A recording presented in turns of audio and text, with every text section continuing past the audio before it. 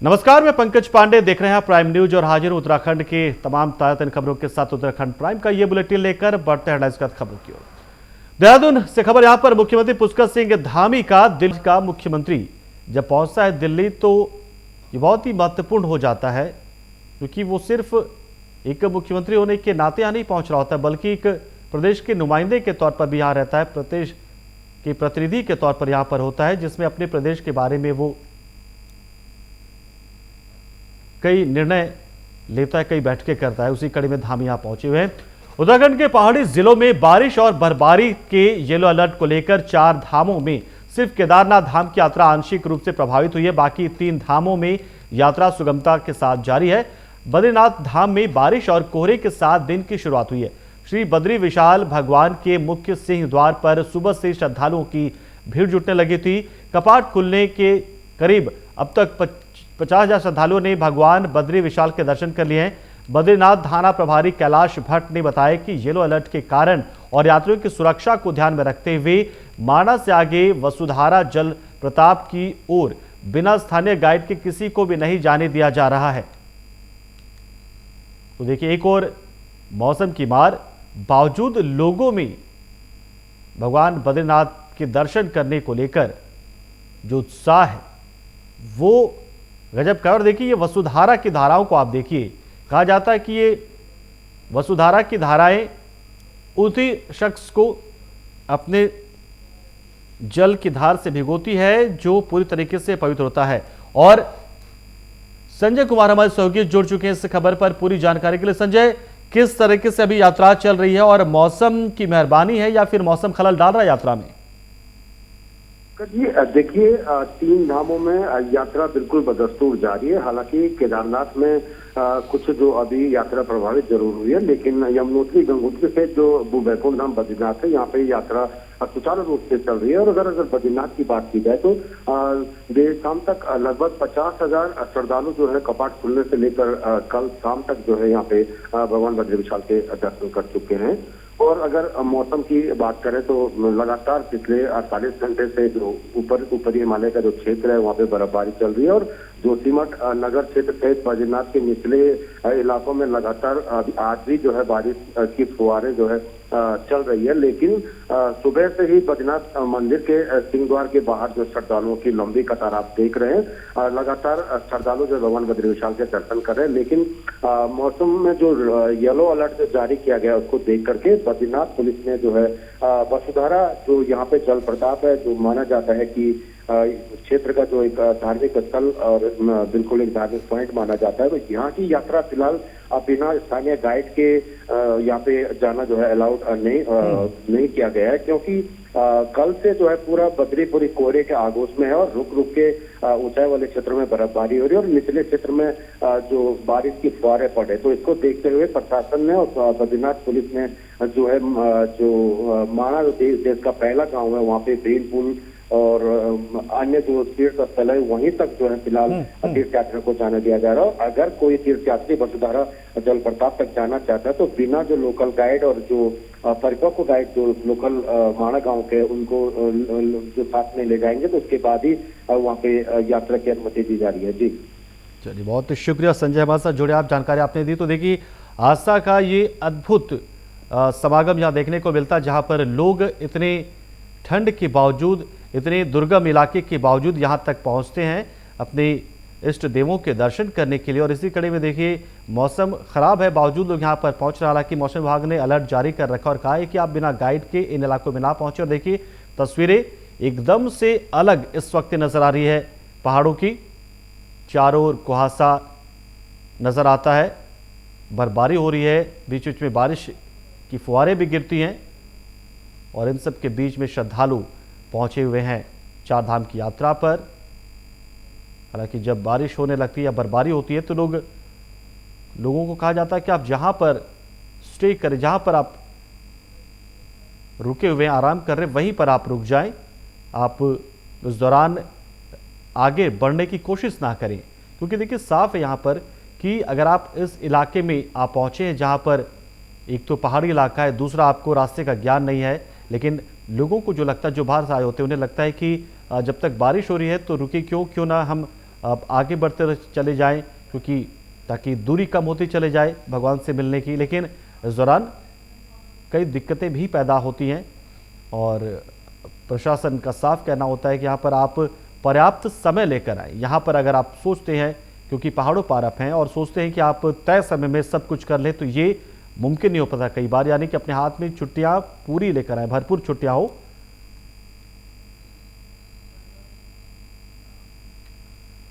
इधर उत्तराखंड के डीजीपी अशोक कुमार ने केदारनाथ धाम पहुंचकर यात्रा का जायजा लिया है। 2 दिनों से केदारनाथ धाम में हो रही बर्फबारी को देखते हुए उन्होंने श्रद्धालुओं से अपील की कि वो आगामी 2 दिनों तक अपनी यात्रा को स्थगित रखें। उन्होंने कहा कि यात्री केदारनाथ धाम आते समय अपने साथ गर्म कपड़े, जरूरी दवाइयां और मौसम की जानकारी अवश्य लेकर यहां पर पहुंचे। पुलिस अधिकारियों को यात्रियों की सुरक्षा, स्वास्थ्य और बेहतर यात्रा करवाने के दिशा निर्देश भी उन्होंने दिए हैं। तो डीजीपी अशोक कुमार केदारनाथ दौरे पर पहुंचे और देखिए।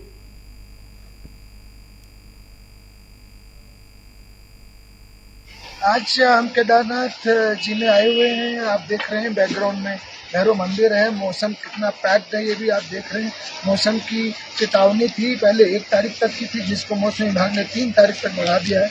इसलिए हमने लोगों से अनुरोध किया है कि अपनी यात्रा संभाल करके करें। दूसरी बात, जिन लोगों को भी हार्ट प्रॉब्लम है, जिन लोगों को धड़कन की प्रॉब्लम है, जो बीपी की दवाइयाँ लेते हैं, धड़कन की दवाइयाँ लेते हैं, तो यहाँ एक्स्ट्रा केयरफुल हो। अपना इक्विपमेंट, नापने का इक्विपमेंट भी साथ लेके चले, दवा भी साथ लेकर के चलें, जिससे यहाँ के उनके साथ कोई अनहोनी ना हो। पुनः मैं सभी से अपील करता हूँ कि आपकी केदारनाथ यात्रा उत्तराखंड पुलिस सुगम बनाने हेतु प्रतिबद्ध है, सुरक्षित बनाने हेतु प्रतिबद्ध है, किंतु साथ में सावधानी पूरी जरूर बरतें, क्योंकि आप एक अलग तरह की हाइट पे आ रहे हैं, 11,000 फीट पे आ रहे हैं। यहाँ ऑक्सीजन की कमी होती है, यहाँ मौसम बदला हुआ होता है, तो कृपया करके अपनी यात्रा को सावधानी पूर्वक करें।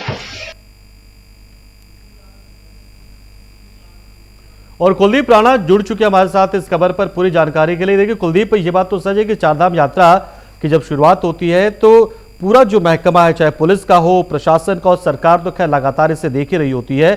तो ये जो निर्देश तो दिया इन्होंने, उसके अलावा पुलिस के पास और क्या व्यवस्था करने की अलग से जवाबदेही जो है वो तय की गई है? बिल्कुल पंकज, क्योंकि केदारनाथ धाम विषम भौगोलिक परिस्थितियों वाला एक धाम है। वहाँ पे पिछले लगातार 3 दिनों से बर्फबारी हो रही है और न केवल 3 दिनों से, बल्कि जिस दिन से कपाट खोले थे 25 अप्रैल से, उसी दिन से वहाँ पे बर्फबारी जारी हो रही थी। और उसके अलावा पिछले 2 दिनों से तो लगातार वहाँ पे सुबह शाम बर्फबारी हो रही है। ऐसे में केदारनाथ के जो श्रद्धालु हैं, वो श्रद्धालुओं की भी धाम में कमी नहीं है। लगातार श्रद्धालु वहाँ पे जा रहे हैं और बीते रोज भी पुलिस और प्रशासन की तरफ से जगह जगह श्रद्धालुओं को रोका गया कि केदारनाथ धाम में भारी बारिश और बर्फबारी हो रही है, इस वजह से उनको वहां जाने नहीं दिया गया। लेकिन उसके बावजूद भी बड़ी संख्या में केदारनाथ धाम में तीर्थयात्री रहे और खास तौर पर जो पहले दिन जो अव्यवस्थाओं की शिकायतें केदारनाथ धाम से आई थी, उसके बाद पूरे प्रदेश लेवल पे सरकार की एक छवि धूमिल हुई और उसके बाद चाहे पुलिस हो चाहे प्रशासन है, उन्होंने पूरी तरह से अब मोर्चा संभाला हुआ है। और यही कारण है कि लगातार प्रदेश स्तर के अधिकारी केदारनाथ धाम पहुंच रहे हैं और इसी कड़ी में डीजीपी भी केदारनाथ धाम पहुंचे। उन्होंने वहां की व्यवस्थाएं देखी और जो निचले अधिकारी हैं उनको आवश्यक दिशा निर्देश दिए कि वो केदारनाथ धाम में किसी भी तरह की कोताही न बरतें, श्रद्धालुओं की सुरक्षा, स्वास्थ्य और बेहतर यात्रा व्यवस्था को लेकर वो वहां पे कार्य करें। और इस कड़ी में पुलिस द्वारा लगातार केदारनाथ धाम में जो तीर्थयात्री हैं, बुजुर्ग तीर्थयात्री हैं, अस्वस्थ तीर्थयात्री हैं, उनको सकुशल दर्शन करवाए जा रहे हैं और उनकी वहां पे मदद की जा रही है। तो इस तरह से कहीं ना कहीं अब जो शुरुआत में जो प्रशासन की और सरकार की छवि धूमिल हुई थी, वो कहीं ना कहीं अब अधिकारी उसको सुधारने का प्रयास कर रहे हैं। और लगातार क्योंकि उत्तराखंड सरकार ने केदारनाथ धाम के लिए एक अलग से IAS ऑफिसर भी नियुक्त किए हैं और उनका भी कल दौरा था, उन्होंने भी वहां पे व्यवस्थाएं देखी और आज डीजीपी भी वहां पे गए हैं। तो कहीं ना कहीं अब कहीं जो केदारनाथ की धाम की व्यवस्थाएं हैं वो पटरी पर लौटने लगी है और अधिकारी लगातार यात्रा की मॉनिटरिंग कर रहे हैं। अच्छा कुलदीप, मतलब कि जो यात्री है जो पहुंच रहे हैं यहाँ पर, वो तय रास्ते का इस्तेमाल करें या फिर जब प्रशासन की ओर से रोक लगती है या फिर कोई किस तरह का प्रतिबंध लगता है कि जैसे मौसम को देखते हुए, बर्फबारी को देखते हुए, क्या दूसरा रास्ता भी वो अपनाने लगे हैं क्या?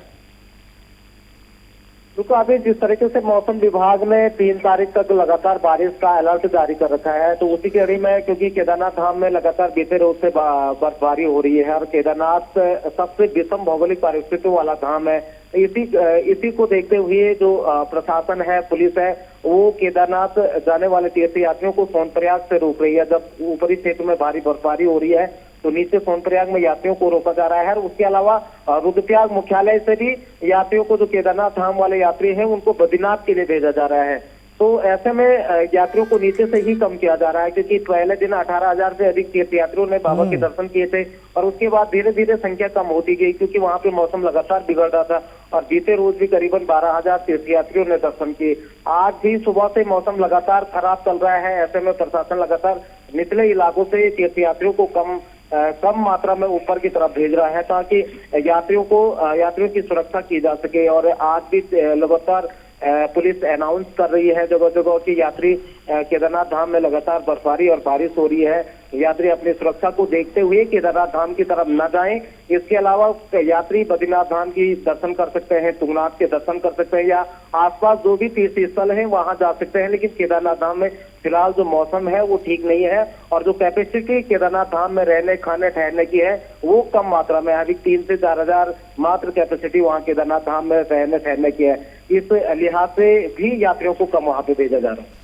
बहुत शुक्रिया कुलदीप, हमारे साथ जुड़े आप, जानकारी आपने दी। तो देखिए जो डीजीपी है वो खुद भी पूरे सुरक्षा को मॉनिटर कर रहे हैं और लगातार दिशा निर्देश देते हुए उन्होंने खुद केदारनाथ पहुंचकर यहां का जायजा लिया और आवश्यक दिशा निर्देश दिया। उन्होंने यात्रियों से अपील भी की है कि आप जब प्रशासन की ओर से, पुलिस की ओर से किसी तरह के आपको गाइडलाइंस आपके लिए जारी हो तो उसका आप अक्षर से पालन करें, वरना कई बार यहाँ पे चीजें एकदम से बदल जाती हैं, आप धोखे में पड़ सकते हैं, क्योंकि यहाँ का मौसम जो है वो आप कब धोखा दे जाए, रास्ते कब धोखा दे जाए, इसलिए आप पुलिस प्रशासन की मानकर ही चले और अपने मन की बिल्कुल ना करें। आप जोशीमठ ब्लॉक सभागार में आयोजित तहसील दिवस में एक बार फिर से शिकायतें दर्ज नहीं हो सकी हैं। आपको बता दें कि जनप्रतिनिधियों और फरियादियों की अनुपस्थिति के चलते आज तहसील दिवस पर शिकायत दर्ज नहीं हो सकी। हालांकि बैठक में अधिकतर विभागों के अधिकारी और प्रतिनिधि मौजूद रहे, बावजूद इसके ब्लॉक सभागार में अधिकतर कुर्सियां खाली नजर आई। बिना जनप्रतिनिधियों के आयोजित इस तहसील दिवस में महज औपचारिकता निभाते हुए 1 घंटे में बैठक को समाप्त कर दिया गया। वहीं तहसील प्रशासन के सूत्रों की माने तो सीएम धामी की यात्रा पंजीकरण को लेकर हो रही महत्वपूर्ण बैठक के चलते तहसील से बैठक की अध्यक्षता के लिए आला अधिकारी नहीं पहुंच सके, जिसके चलते बैठक की अध्यक्षता खंड विकास अधिकारी मोहन जोशी ने की।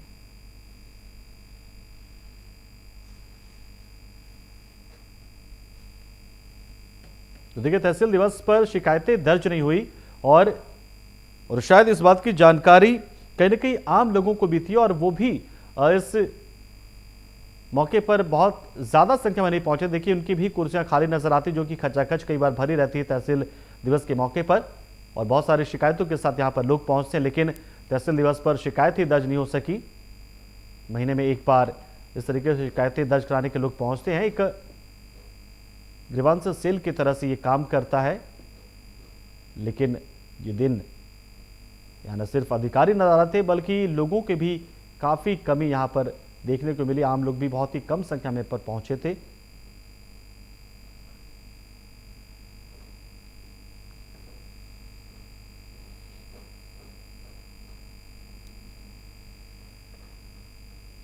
और खबर पौड़ी से, यहां पर पीएम नरेंद्र मोदी के मन की बात के 100वें एपिसोड को देखने स्कूल जा रही कक्षा 5 में पढ़ने वाली एक बच्ची को रास्ते में आवारा सांड ने कुचलकर मार डाला। इस घटना से पूरे क्षेत्र में शोक की लहर व्याप्त है।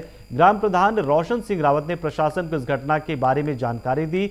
द्वारीखाल प्रधान संगठन के अध्यक्ष अर्जुन रावत ने सोशल मीडिया के माध्यम से सरकार से पीड़ित परिवार की आर्थिक मदद करने का आग्रह किया।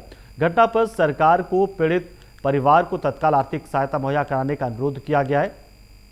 तो देखिए बच्ची बीते रविवार को मन की बात कार्यक्रम सुनने के लिए जा रही थी, लेकिन आवारा सांड ने छात्रा को कुचल डाला और मार डाला। का 100वां संस्करण सारा देश सुनने के लिए उत्सुक था। हर स्कूल के बच्चे भी स्कूल जाने की तैयारी में थी और इसी क्रम में राजकीय प्राथमिक विद्यालय हथनूर की एक बालिका पल्ला से, जो हमारी एक मुस्लिम बिटिया है, वो भी स्कूल जाने के लिए दौड़ी दौड़ी चहल कूद से स्कूल जा रही थी। तभी रास्ते में आवारा पशुओं के झुंड ने उसे रोन डाला और उसके प्राण पखेरु वहीं पर उड़ गए। मेरे विकास खंड द्वारीखाल के अंतर्गत प्राथमिक विद्यालय हथनूर लंगूर में कल माननीय प्रधानमंत्री जी का प्रोग्राम मन की बात सुनने बच्ची स्कूल आ रही थी और आवारा पशुओं ने उसको टक्कर मारी और उनके ऊपर आवारा पशु उस बच्ची के ऊपर चढ़ गए और उस बच्ची की मृत्यु हो गई है। तो मेरा माननीय मुख्यमंत्री से अनुरोध रहेगा और सरकार से अनुरोध रहेगा कि इनकी इस बच्ची के गरीब परिवार की बच्ची है, इस परिवार को आर्थिक मदद करें और जिस तरह के आवारा पशु घूम रहे हैं आगे इस तरह की आगे कोई घटना ना हो। और मैं जिलाधिकारी जी से अनुरोध करूंगा कि इसकी जल्दी जल्दी सुध ली जाए और इसकी जांच बढ़ा के उस बच्ची की आर्थिक मदद उस परिवार को दी जाए। और हमारे सहयोगी भगवान जुड़ चुके इस खबर पर पूरी जानकारी देने के लिए। इस पूरे मामले में मतलब क्या बात सामने, ये बच्ची कहाँ जा रही थी कि रास्ते में इस तरह का हादसा हो गया, कुछ जानकारी मिल पाई है? जी बिल्कुल राजेश, मैं आपको बता दूं जनपद पौड़ी गढ़वाल के यमकेश्वर विधानसभा के द्वारिखाल ब्लॉक के यहाँ पे जो ग्राम पाला हथनोर के पास एक हादसा हुआ। जिस हादसे में बता दूं मन की बात के 100 की मन की बात पूरी करने के लिए ये बच्ची अपने देश के प्रधानमंत्री के नरेंद्र मोदी के भाषण अपने मन की बात सुनने के लिए चल रही थी। घर से ही निकली थी वो घर के मात्र 100 मीटर से आगे ही जहाँ पाई तो वहाँ पे एक आवारा पशु जो वहाँ पे जो आवारा पशु थे उनके उतर के कारण से उस बच्ची के उछल दिया है, जिसके कारण से उस बच्ची को आनंद में वहाँ पे ग्रामीणों ने अपनी उसके मदद करके बाद। लेकिन एक सवाल जरूर ये खड़ा होता है कि इस तरह की घटना होने के बावजूद जिला प्रशासन के अधिकारी जब एडीएम इलागिरी के पास पहुंचा तो उन्होंने कहा है कि मैं एसडीएम से पता करती हूँ। तो आप समझ सकते हैं कि कहीं ना कहीं इतनी बड़ी घटना के बावजूद भी अगर अधिकारियों को पता नहीं है कि इस तरह की घटना हमारे क्षेत्र में घटी है, तो उसके बाद काफी बात देखने को मिली। लेकिन वही लोगों का कहना है और क्षेत्र ब्लॉक प्रमुख महेंद्र राणा का साफ कहना है कि लड़की के परिवार को, क्योंकि एक मुस्लिम परिवार से आती है और एक गरीब परिवार से बच्ची आती है, उसके पिता का भी देहांत हुआ है एक्सीडेंट के कारण से, उसको मुआवजा दिया जाए ताकि उस बच्ची का और जो और भाई परेशान है वो कर पाए। और वही बात बताओ, एक तरफ उनका वही कांग्रेस का नेता का कहना है कि एक तरफ सरकार कहती है बेटी बचाओ बेटी पढ़ाओ। संडे का दिन था, संडे के दिन के मन की बात सुनने के लिए बेटी गई थी और इस तरह की घटना जो आई है उसके बावजूद प्रशासन को इसके बारे में भड़क नहीं है कि इतनी बड़ी घटना हो गई है। चलिए, बहुत शुक्रिया भगवान सिंह, हमारे साथ जुड़े आप, जानकारी आपने दी। तो जाहिर सी बात है अगर कोई इतने तन धन के साथ अगर इस कार्यक्रम में जुड़ने के लिए जा रहा था और उसकी मौत हो जाती है दुर्घटना में, मुआवजा उससे मिलना ही चाहिए, वरना ये परिवार जिंदगी भर इस कार्यक्रम को नहीं भूलेगा। उत्तराखंड में 6,000 से ज्यादा, माफ कीजिएगा, 6,000 से ज्यादा प्राइवेट और अन्य स्कूलों की मनमानी पर रोक लगाने के लिए सरकार ठोस कदम उठाने जा रही है। आईसीएसई, सीबीएसई और भारतीय शिक्षा बोर्ड से मान्यता प्राप्त सब स्कूलों की प्रबंध समिति में शिक्षा निदेशक के प्रतिनिधि के तौर पर एक सरकारी सदस्य की नियुक्ति की जाएगी। ये प्रतिनिधि स्कूलों में चल रहे कार्यों, फीस बढ़ोतरी, स्टेशनरी, यूनिफॉर्म पर नजर रखेगा और स्कूलों में नियमों का उल्लंघन होने पर विभाग से कार्रवाई की संस्तुति भी करेगा। देहरादून में ये पहल यहां पर की गई है ताकि निजी स्कूलों की मनमानी पर रोक लग सके। ये ईमानदार युवा मुख्यमंत्री की एक ईमानदार कोशिश है कि जो देश का भविष्य है, प्रदेश का भविष्य है, उनकी एजुकेशन के साथ खिलवाड़ ना हो, ब्लैकमेलिंग ना हो, उनके साथ कहीं उनके ऊपर मेंटल प्रेशर ना आए। तो इसलिए ये स्पष्ट किया गया है कि एक प्रतिनिधि के रूप में एक व्यक्ति स्कूलों में निगरानी रखेगा, जिससे पता चलता रहे कि स्कूलों में कहीं कोई गड़बड़ी तो नहीं हो रही है, वहाँ कहीं लोगों को फीस के नाम पे, बच्चों को किसी और नाम पे टॉर्चर तो नहीं किया जाएगा। तो अच्छी पहल, मुझे लगता है कि इसका जितना स्वागत हो उतना कम है और हम माननीय मुख्यमंत्री जी का इस अथक पहल के लिए धन्यवाद करते हैं। और सहयोगी पवन दीक्षित जुड़ चुके इस खबर पर पूरी जानकारी के लिए। पवन, सरकार इस काम को लेकर बहुत ज्यादा गंभीर नजर आ रही है। इससे पहले भी कई मौकों पर निर्देश दिया गया और अब बाकायदा अब इन चीजों पर भी नजर रखी जा रही है। बिल्कुल पंकज, आपको बताते हैं क्योंकि ये निजी स्कूलों की जो मनमानी को लेकर के पहले से ही सवाल उठते रहे हैं। जो अभिभावक है वो भी बच्चों की फीस को लेकर के और अन्य तमाम चीजों को, चाहे वो ड्रेस हो, फीस हो, किताबें हो, इनका जो अतिरिक्त बोझ जो जनमानस पे डाला जा रहा है उसको कम करने के उद्देश्य से तमाम बार अभिभावकों के द्वारा, तमाम बार जो विपक्षी पार्टियां हैं उनके द्वारा भी पॉलिटिकल प्रेशर भी इसमें क्रिएट किया गया। शिक्षा विभाग के ऊपर दबाव बनाया गया, शिक्षा मंत्री के ऊपर भी दबाव बनाया गया कि इनकी मनमानी को कैसे दूर किया जाए।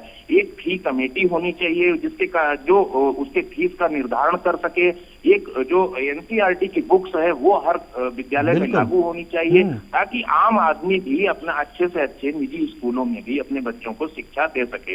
इसके उद्देश्य से कई बार इस तरह की जो खबरें चल रही थी, जिसको देखते हुए जो शिक्षा महानिदेशक है बंशीधर तिवारी, उन्होंने ये आदेश जारी किया है कि अब जो भी निजी स्कूल है उनकी जो समितियां है उसमें एक सरकारी कर्मचारी को भी सदस्य बनाया जाएगा, ताकि इन सभी चीजों पर जो निर्धारण किया जाएगा उसमें सरकारी जो कर्मचारी होगा उसकी भी सहमति आवश्यक होगी, ताकि जो फीस निर्धारण हो, चाहे वो ड्रेस का निर्धारण हो, चाहे वो किताबों का निर्धारण हो, चाहे वो समय का निर्धारण हो, इन तमाम चीजों पर जो निगरानी रखी जा सकेगी, जिससे जो मनमानी कर रहे जो स्कूल हैं उन पर उनकी मनमानी बिल्कुल से मनमानी रोका जा पर सकेगा और अंकुश आम लग लोगों को सके। इससे फायदा होगा। बिल्कुल मनमानी पर अंकुश लगे। बहुत बहुत शुक्रिया पवन, हमारे साथ जुड़े, आप जानकारी आपने दी। और इस बुलेटिन में इतना ही, लेकिन खबरों का सिलसिला प्राइम न्यूज पे लगातार जारी है, तो आप बने रहिए हमारे साथ। नमस्कार।